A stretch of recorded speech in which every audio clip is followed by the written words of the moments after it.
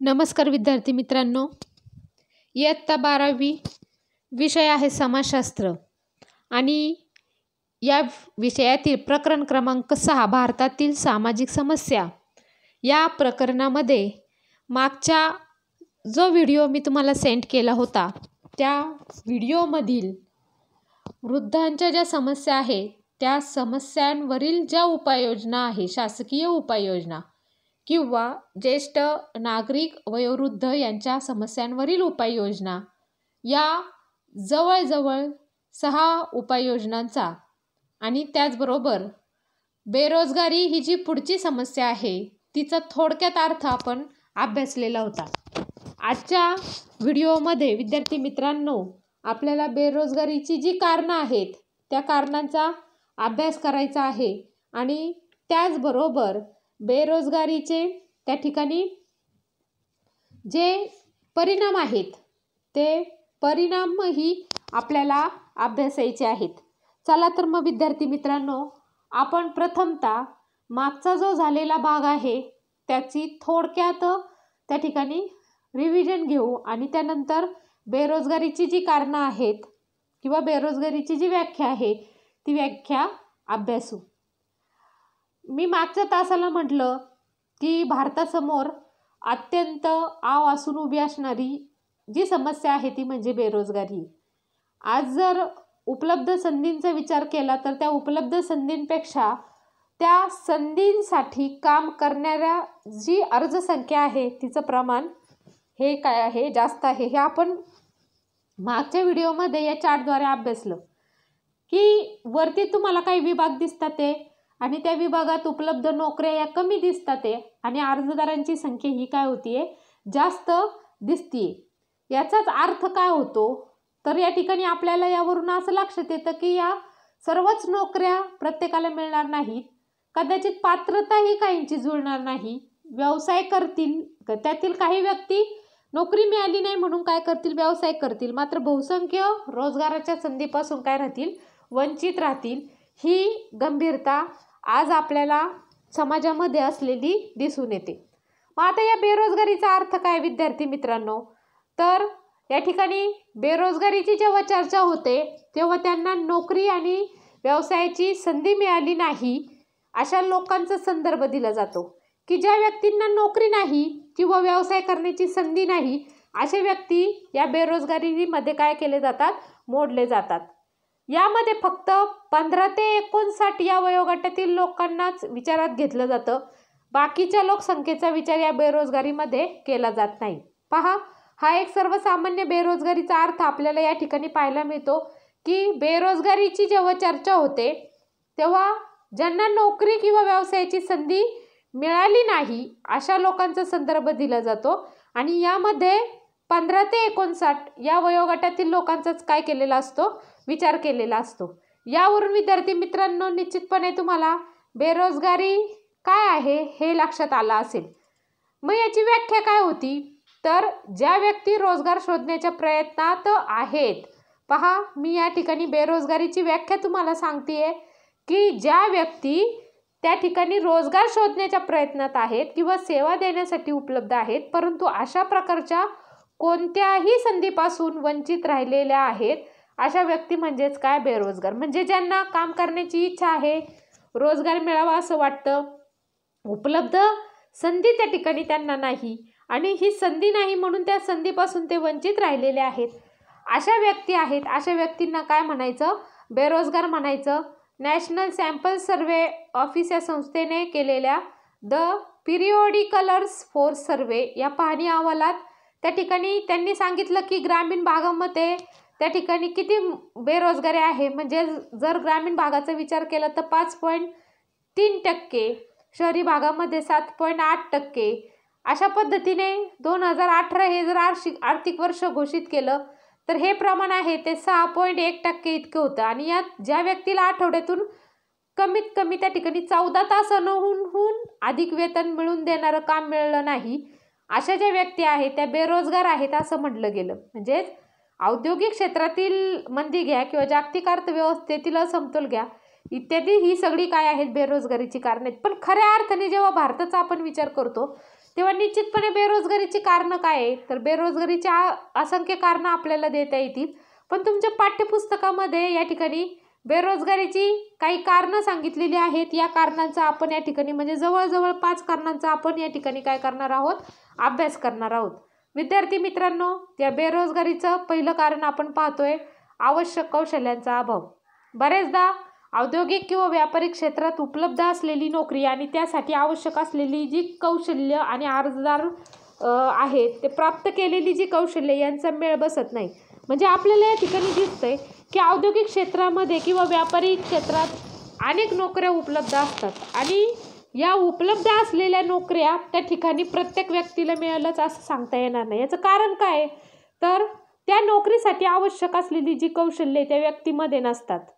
मग हे जे अर्ज करणारे व्यक्ती आहेत ते किंवा नोकरी हवी असं वाटणारे व्यक्ती आहेत, त्या व्यक्ती केवळ कौशल्य विकसित नाहीत किंवा ती कौशल्य त्यांनी आत्मसात केलेली नाहीत, हे त्या ठिकाणी त्यांचं कारण असतं की या ठिकाणी नोकरी का मिळू शकली नाही. कारण त्यांनी त्या पद्धतीची कौशल्य औद्योगिक क्षेत्रामध्ये काम करण्याची कौशल्य अवगत केलेली नसतात आणि त्यामुळे अशा व्यक्ती बेरोजगार राहतात किंवा त्यांच्या पात्रतेपेक्षाही कमी पात्रतेच्या जागांवरून नोकरी करतात.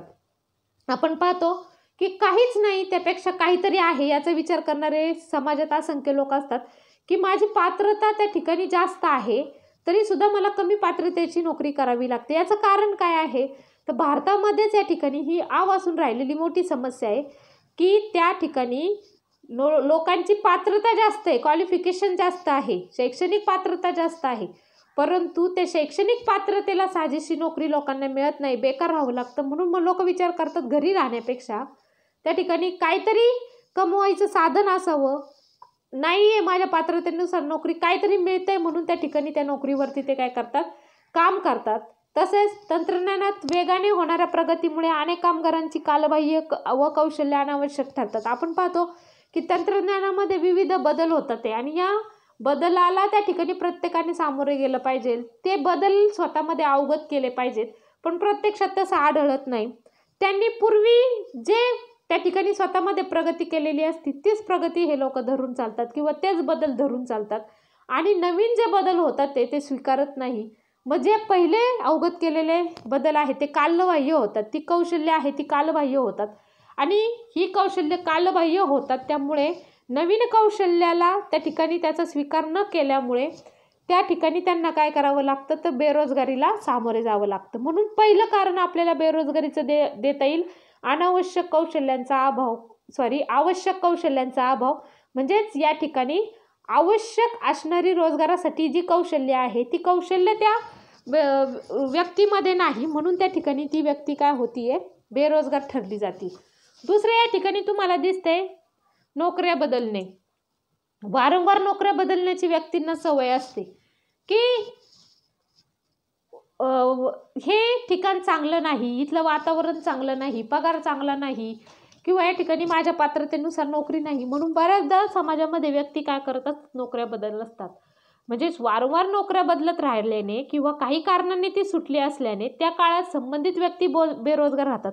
उदाहरणार्थ तुम्हाला उदाहरण देता येईल की पावसाळ्यात शेतीच्या कामात गुंतलेल्या व्यक्ती कापणीनंतर रिकाम्या होतात आणि त्या काळात त्या काय असतात, बेरोजगार असतात. की शेतीमध्ये तुम्हाला बऱ्याचदा त्या ठिकाणी दिसतं की शेती विशिष्ट हंगामामध्येच त्या ठिकाणी शेतीमध्ये काय असतं, काम असतं आणि इतर हंगामामध्ये ते व्यक्ती बसून असतात. मग इतर हंगाम जो आहे की ज्या कालखंडामध्ये त्यांना काम नाही तो कालखंड त्यांचा बेरोजगार म्हणून गणला जातो. मग या ठिकाणी नोकऱ्या बदलणे, वारंवार नोकरी बदलत राहिल्याने किंवा ती बदलल्यानंतर दुसरी नोकरी मिळेपर्यंत त्या व्यक्तीला काय राहावं लागतं, बेरोजगार राहावं लागतं आणि या कारणामुळे त्या ठिकाणी बेरोजगारी वाढते की वारंवार नोकऱ्या बदलत राहिल्याने किंवा काही कारणाने ती सुटली असल्याने त्या काळात संबंधित व्यक्ती काय होते, बेरोजगार राहते. या ठिकाणी तुम्हाला उदाहरण देता येईल की पावसाळ्यात शेतीच्या हंगामात गुंतलेले जे शेतमजूर आहे त्या व्यक्ती त्या ठिकाणी कापणीनंतर रिकाम्या राहतात आणि त्या काळात ते काय राहतात, बेरोजगार राहतात. मग त्या काळात खेड्यांमधून शहराकडे येण्याचा ओघही वागतो. आपण पाहतो की या कालखंडामध्ये काम नाही म्हणून गावाकडून खेड्याकडे किंवा शहरी भागाकडे हे लोक काय होतात, स्थलांतरित होतात. त्यानंतर तिसरा अतिशय महत्त्वाचं त्या ठिकाणी कारण आपल्याला सांगता येईल ते म्हणजे अर्थव्यवस्थेतील चढउतार. जागतिक अर्थव्यवस्थेत होणाऱ्या चढ उतारामुळे सुद्धा बेरोजगारी निर्माण होत असते. मंदीच्या काळाचा जर आपण विचार केला तर कामगारांच्या हातात काम नसण्याची शक्यता अधिक असते. अर्थव्यवस्था तुम्ही पाहताय आता कोरोनाचा कालावधी चाललाय आणि या कालावधीमध्ये सगळे व्यवसाय धंदे काय झाले ठप्प झाले होते का, लॉकडाऊन सरकारने जाहीर केलं. मग या कालावधीमध्ये अर्थव्यवस्था जी आहे त्या अर्थव्यवस्था सुद्धा ढासळलेली दिसते. अर्थव्यवस्थेमध्ये पण चढ उतार झालेले दिसतात आणि याचा परिणाम काय झाला की ज्यांचं हातावर पोट आहे, ज्यांचे व्यवसाय आहे, अशा जे कामगार आहेत त्या कामगारांच्या हातात काम राहिलं नाही. अर्थव्यवस्थेतील या उतारामुळे बऱ्याचदा नोकरीच्या जागांची संधी सुद्धा कमी होते. चढ झाल्यास नोकरीच्या जागांची संधी वाढते आणि नोकऱ्या उपलब्ध होतात.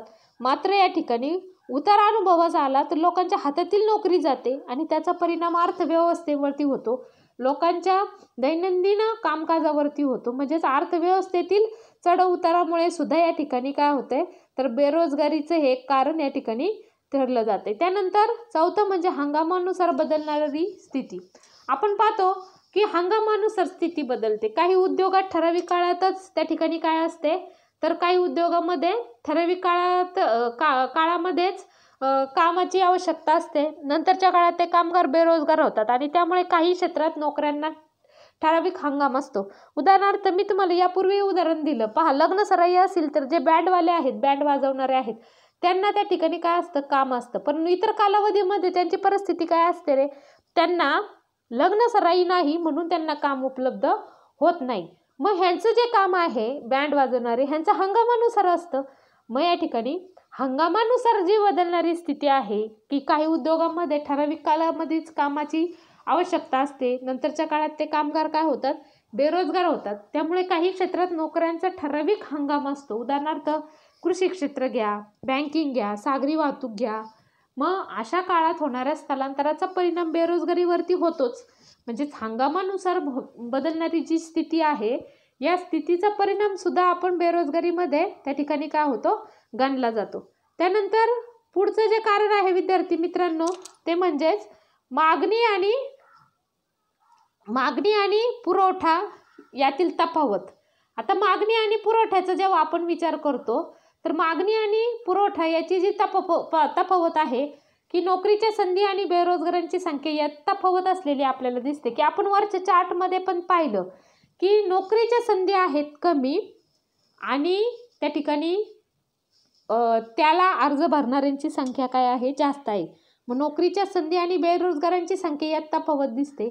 म्हणजेच काय होतंय तर अनेक उद्योग धंद्यामध्ये काय होतंय तर नोकरीच्या संधी ज्या आहेत त्या कमी आहेत आणि समाजामध्ये बेरोजगारीचं प्रमाण काय आहे जास्त आहे. म्हणजेच मागणी कमी आणि पुरवठा काय आहे जास्त आहे. आपण अर्थशास्त्रामध्ये शिकलोय की कंपन्यांकडून नोकरदारांची मागणी कमी आहे, म्हणजेच नोकरीच्या संधी काय आहेत कमी आहे आणि कमी नोकरीच्या संधी परंतु त्याला असणारा जो पुरवठा आहे म्हणजेच बेरोजगार जे आहेत ते काय आहेत जास्त आहेत. अनेक उद्योग क्षेत्रात नोकरी इच्छुक पात्र उमेदवारांची संख्या आणि उपलब्ध संधी यात मोठी तफावत आढळते किंवा हा फरक आढळतो.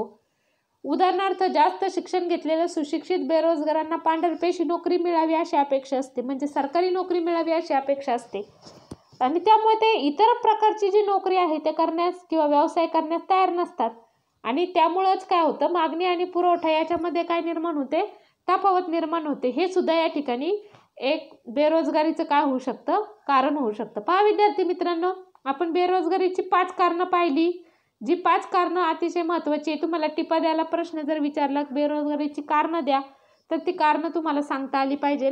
त्यातलं जे पहिलं कारण आहे ते आपण पाहिलं आवश्यक कौशल्यांचा अभाव. त्यानंतर नोकऱ्या बदलणे, तिसरं अर्थव्यवस्थेतील चढउतार, हंगामानुसार बदलणारी स्थिती आणि 5वं होतं मागणी आणि पुरवठ्यातील तफावत. यामुळे सुद्धा त्या ठिकाणी बेरोजगारी निर्माण होते. त्यानंतरचा मुद्दा अतिशय महत्त्वाचा तो म्हणजे बेरोजगारीचे परिणाम. हे बेरोजगारी निर्माण झाल्यामुळे समाजामध्ये कोणते परिणाम दिसून येतात. सर्वसाधारणपणे जर आपण उत्पन्नाचा हा एक घटक स्थिर घटक असावा अशी जर सर्वांची इच्छा असेल म्हणजे प्रत्येकाला स्थिर महिन्याला उत्पन्न मिळावं. उदाहरणार्थ मला जर असं वाटतं की मला 15,000 रुपये महिन्याला उत्पन्न मिळावं, हे स्थिर असावं, हे कमी होऊ नये आणि जास्तही होऊ नये. मग त्यामुळे काय होतं की त्यातून भविष्यातील तरतुदीसाठी बचत करता येते. म्हणजेच असं स्रोत म्हणजे स्थिर नोकरी पण आजच्या काळात ती दुरापास्त ठरलेली आहे. आजच्या काळाचा जर आपण विचार केला तर अशा पद्धतीची स्थिर नोकरी कुठे भेटणार, आणि ती जर भेटायची म्हणलं तर त्या ठिकाणी ही जी गोष्ट आहे ती अशक्य होऊ लागलेली आहे, ही दुरापास्त होऊ लागलेली आहे. उत्पादनक्षम 15 ते 59 या वयोगटातील अनेक लोकांना नोकरी नाहीये. आपल्या आर्थिक गरजांसाठी कुटुंबावरच त्यांना अवलंबून राहावं लागतं. स्त्रियांना अर्थार्जनासाठी घराबाहेर पडण्यास विरोध असतो. अशी अनेक कारणं आहेत की जी बेरोजगारीचे परिणाम होऊ शकतात. मग त्यातली काही कारणं आपण या ठिकाणी आता पाहणार आहोत. त्यातलं पहिलं आहे उपयोगात न आणलेले मनुष्यबळ, की प्रत्येक कुशल आणि अकुशल उत्पादनक्षम व्यक्ती समाजात उपलब्ध असलेल्या मौल्यवान मनुष्यबळाचा हिस्सा असते. आपण पाहतो की समाजामध्ये असंख्य व्यक्ती की ज्या कुशल असतात, हुशार असतात, तर काही अकुशलही असतात की त्या ठिकाणी त्यांना काम करण्याची इच्छा नसते किंवा त्या कुशल आहेत, लायक आहेत, परंतु त्या ठिकाणी त्यांची इच्छा नाही म्हणून त्या काय आहेत, घरी बसून आहेत. मग उपयोगात न आणलेलं जे मनुष्यबळ आहे ते त्या ठिकाणी उपयोगात आणायला पाहिजे. प्रत्येक कुशल आणि अकुशल उत्पादनक्षम व्यक्ती समाजात उपलब्ध असलेल्या मौल्यवान मनुष्यबळाचा हिस्सा असते. बेरोजगार प्रौढ व्यक्ती जास्त संख्येने समाजात असणे समाजहिताच्या दृष्टीने योग्य नाही, कारण ते आर्थिकदृष्ट्या इतरांवरती अवलंबूनच असतात. आपण पाहतो की बेरोजगार व्यक्ती ही इतरांवर अवलंबून असते, कारण त्याला त्या ठिकाणी अर्थार्जनासाठी दुसऱ्यांवरती अवलंबून राहावं लागतं, आपल्या कुटुंबावर अवलंबून राहावं लागतं. आणि याचा परिणाम काय होतो तर या व्यक्ती समाजहिताच्या दृष्टीनेही योग्य राहत नाही. आपल्याला आपल्या कुटुंबाकडे हात पसरावा लागतोय. हे जेव्हा त्यांना लक्षात येतं तेव्हा ते काय करतात, पैसा मिळवण्यासाठी गैरमार्गाचा वापर करतात. मग उपयोगात हे मनुष्यबळ आणणं गरजेचं आहे, पण ते जर आणलं नाही तर त्याचा परिणाम काय होतो तर समाजाच्या हिताच्या दृष्टीने ते योग्य नाही किंवा त्याचा परिणाम हा समाजावरती होत असतो. या व्यक्ती गैरमार्गाला का होतात जातात, हा एक परिणाम या ठिकाणी आपल्याला बेरोजगारीचं सांगता येईल की उपयोगात न आणलेलं मनुष्यबळ. दुसरं म्हणजे शैक्षणिक संधीचा अपव्यय. अनेक सुशिक्षित आणि प्रशिक्षित लोक बेरोजगार आहेत. याचं कारण काय आहे, त्यांना मिळणारं शिक्षण किंवा प्रशिक्षण नोकरी मिळवून देण्यास उपयोगी नसते. आपण पाहतो की आपण एखादं शिक्षण घेतो पण प्रत्यक्षात वेगळ्या क्षेत्रामध्ये नोकरी करतो आणि मग त्या शिक्षणाचा आपल्याला काहीच फायदा होत नाही. म्हणजेच शैक्षणिक संधी जी आहे ती संधीचा आपण काय करतोय, अपव्यय करतोय. अनेक सुशिक्षित आणि प्रशिक्षित लोक बेरोजगारात आहे. त्याचं कारण काय की आपण शिकलोय पण आपल्या ज्या पद्धतीचं शिक्षण घेतलंय त्या पद्धतीची नोकरी मिळत नाही. मग याचा परिणाम काय आहे तर अनेक शैक्षणिक अभ्यासक्रम औद्योगिक क्षेत्राच्या गरजा पाहता कालबाह्य झालेला आहे. शिक्षण घेऊन सुद्धा तरुणांजवळ आवश्यक कौशल्यांचा आपल्याला अभाव दिसतो, कारण आजचं शिक्षण हे साक्षर करणारं आहे मात्र आवश्यक कौशल्य प्राप्त करून नोकरी मिळवून देणारं नाही. म्हणजेच आजच्या आधुनिक काळामध्ये खरं तसं पाहिलं व्यावसायिक शिक्षण देणं गरजेचं आहे, पण तसं दिलं जात नाही. फक्त व्यक्ती साक्षर झाली पाहिजे एवढं शिक्षण दिलं जातं आणि त्याचाच परिणाम बेरोजगारी वाढण्यावरती होतो. हे एक कारण आपल्याला सांगता येईल, हा एक परिणाम आपल्याला सांगता येईल की शैक्षणिक संधीचा अपव्यय होतोय. ज्या पद्धतीचं शिक्षण आहे त्या पद्धतीची नोकरी लोकांना मिळत नाही. तिसरं आहे शैक्षणिक पात्रता सुसंगत नसणे. ज्या क्षेत्रातील उच्च शिक्षित आणि किंवा प्रशिक्षण घेतलं आहे त्या क्षेत्रात नोकरी मिळतच नाही. म्हणजे मी आत्ता बोलले की तुम्हाला उदाहरणार्थ उच्च शिक्षणाची आवश्यकता नसलेल्या प्रशिक्षित क्षेत्रापेक्षा नोकरी करणाऱ्या तरुणांची संख्या अधिक दिसते. उदाहरणार्थ PhD प्राप्त झालेला तरुण कारकून म्हणून काम करतो. IT म्हणजेच त्या ठिकाणी कॉम्प्युटर सॉफ्टवेअर झालेला व्यक्ती एखाद्या कंपनीमध्ये अकाउंटंटचं काम करतो. किंवा या ठिकाणी एखादी व्यक्ती शिकलेली आहे, MA मास्टर डिग्री घेतलेली आहे, परंतु त्या ठिकाणी त्याला एखाद्या चपराशीची नोकरी करावी लागते. याचं कारण काय तर शैक्षणिक पात्रता सुसंगत नसते. त्याला त्या ठिकाणी जी नोकरी करायची ती पात्रता त्यांनी अवगत केलेली नसते किंवा शैक्षणिक पात्रता त्या पद्धतीची नसते. म्हणजे ज्या क्षेत्रातील उच्च शिक्षण किंवा प्रशिक्षण घेतले आहे त्या क्षेत्रात त्याला नोकरीच मिळत नाही आणि परिणामी त्याला काय करावं लागतं की आहे त्या परिस्थितीला सामोरे जावं लागतं. आहे ती नोकरी त्या ठिकाणी त्याला काय करावी लागते, स्वीकारावी लागते. त्यानंतर चौथा आहे समाजविरोधी कारवाया. मनुष्याच्या सहनशीलतेला मर्यादा असतात. विद्यार्थी मित्रांनो, मनुष्य एका काय म्हणतात ते बॉर्डरपर्यंत सहन करतो आणि त्या ठिकाणी त्याला सहन नाही झालं तर त्या ठिकाणी तो काय करतो की कमी कालावधीमध्ये मला जास्त पैसा त्या ठिकाणी कशा पद्धतीने मिळेल या ठिकाणी हा गोष्टीचा तो विचार करू लागतो आणि त्यामुळेच तो काय होतो तर गुन्हेगार होतो किंवा गैरमार्गाला जातो. म्हणजे मनुष्याच्या सहनशीलतेला मर्यादा असतात. योग्य संधीचा अभाव, लोक नकळत समाजाविरोधी कारवाया करू लागतात. समाजाचं काय होईल याचं त्यांना घेणं देणं नसतं, पण माझं कसं हित होईल, मला कसा पैसा मिळेल यांच्याकडे प्रत्येकाचा कल असतो. मग शालेय शिक्षण सोडलेली जी मुलं आहे किंवा उच्च शिक्षित तरुण जे आहे अर्थार्जनासाठी गुन्हेगारी जगतात ओढली जातात. याचं कारण का की आपल्या कुटुंबावर अवलंबून राहण्यापेक्षा काहीतरी समाजविघातक कृत्य करावं ज्यातून कमी वेळामध्ये जास्त पैसा मिळावा ही त्यांची काय असते अपेक्षा असते. किंवा मग याचा परिणाम काय करतात ते की समाजामधील जे क्रूर लोक आहेत, गुन्हेगार लोक आहेत, अशा व्यक्ती आहेत त्या अशा बेरोजगार व्यक्तींना शोधण्याचा प्रयत्न करतात आणि जर एखादी व्यक्ती अशी हाताशी सापडली तर त्या ठिकाणी तिला पूर्णपणे कसे गुन्हेगार बनवता येईल किंवा ती गुन्हेगारी जगतात कशी ओढता येईल याचाच विचार या व्यक्ती करतात. म्हणून समाजविरोधी कारवाया करणाऱ्या ज्या व्यक्ती आहेत त्या ठिकाणी अशा व्यक्ती या बेरोजगार व्यक्तींचा काय करतात फायदा घेतात. हे एक त्या ठिकाणी आपल्याला सांगता येईल परिणाम सांगता येईल परिणाम सांगता येईल. म्हणजेच या ठिकाणी समाजविरोधी कारवाया हा सुद्धा आपल्याला एक परिणाम या ठिकाणी सांगता येतो. त्यानंतर सगळ्यात महत्त्वाचं म्हणजेच मानसिक आरोग्यावरती परिणाम.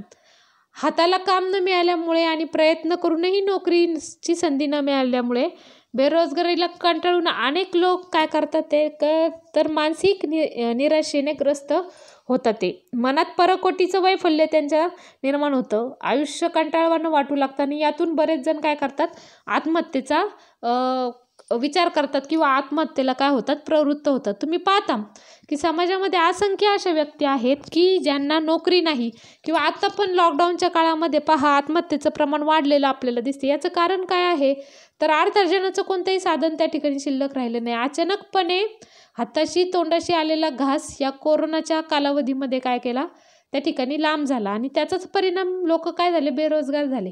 मग हे एक कारण आपल्याला या ठिकाणी सांगता येतं की मानसिक आरोग्यावरती या बेरोजगारीचा परिणाम होतो.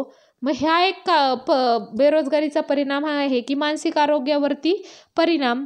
बेरोजगारीला कंटाळल्यामुळे बरेच जण काय करतात आत्महत्येचा मार्ग काय करतात स्वीकारतात आणि त्यामुळे त्या ठिकाणी काय होतं आयुष्य त्यांना कंटाळवाणं वाटू लागतं आणि आत्महत्या करण्यास प्रवृत्त होतात. त्यानंतर 6वं आहे राष्ट्राच्या विकासावर प्रतिकूल परिणाम. या बेरोजगारीचा विद्यार्थी मित्रांनो होताना आपल्याला दिसतो की समाजाचं राष्ट्राचं भवितव्य घडविण्यात तरुणांचा वाटा अतिशय महत्त्वाचा असतो. मी आत्ताच सांगितलं तुम्हाला 15 ते 59 वयोगटातील उत्पादनक्षम व्यक्ती असतात. म्हणजेच अशा ज्या उत्पादनक्षम व्यक्ती आहेत यांच्यावरती अवलंबित्व असणाऱ्या वृद्धांची आणि बालकांची संख्या जास्त आहे. मग अशाच व्यक्तींना जर रोजगार उपलब्ध होत नसेल तर मग त्यांना असं वाटतं की जगून उपयोग काय. मग त्या ठिकाणी समाजाचं आणि राष्ट्राचं जर भवितव्य घडवायचं असेल आणि ते कोणाच्या हातात आहे तर आजच्या तरुणाच्या हातात आहे. मग हा तरुणांचा वाटा अतिशय महत्त्वाचा आहे राष्ट्राच्या विकासासाठी. पण बेरोजगारीमुळे प्रतिकूल परिणाम होतो. वाढती बेरोजगारी ही राष्ट्राच्या विकासासमोर एक काय ठरते आव्हान ठरते आणि म्हणून हे आव्हान त्या ठिकाणी जर नष्ट करायचं असेल तर भारतातील जी बेरोजगारी आहे ती काय झाली पाहिजे कमी झाली पाहिजे. हे एक त्या ठिकाणी आपल्याला बेरोजगारीचा परिणाम सांगता येईल. पहा विद्यार्थी मित्रांनो जवळजवळ आपण 6 परिणामांचा या ठिकाणी काय केलेला आहे विचार केलेला आहे. बेरोजगारीचे परिणाम म्हणून आपण हे परिणाम काय केलेले आहे अभ्यासले. त्यातलं पहिलं उपयोगात न आणलेलं मनुष्यबळ, दुसरं शैक्षणिक संधीची अपव्यय, तिसरं शैक्षणिक पात्रता सुसंगत नसणे, चौथं समाजविरोधी कारवाया, 5वं मानसिक आरोग्यावरती परिणाम आणि 6वं आहे राष्ट्राच्या विकासावर प्रतिकूल परिणाम. अशा पद्धतीची हे 6 परिणाम आपल्याला बेरोजगारीचे परिणाम म्हणून काय करता येतात अभ्यासता येतात. त्यानंतरचा जो घटक आहे बेरोजगारीवरती सरकारी उपाययोजना काय आहेत किंवा काय उपाययोजना सर्वसामान्य स्तरावर करता येतील, ह्या उपाययोजना आपण पुढच्या व्हिडिओमध्ये विद्यार्थी मित्रांनो अभ्यासणार आहोत. आता मी या ठिकाणी थांबते. धन्यवाद.